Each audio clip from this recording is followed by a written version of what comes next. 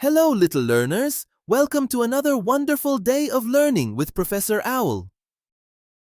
Today, we're going to learn a very special dua, a little prayer we can say every time we want to learn something new.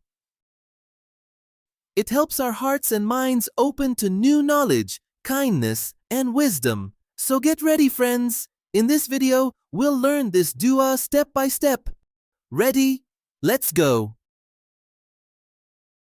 ربي زدني علما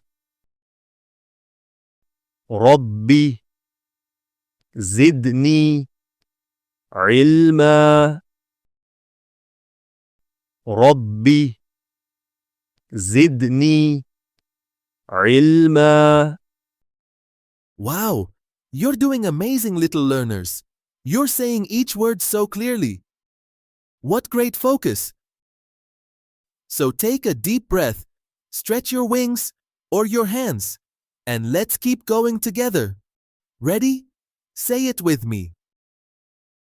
ربي زدني علما ربي زدني علما ربي زدني علما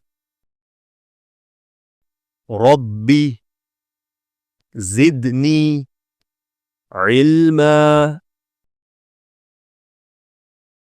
ربي زدني علما.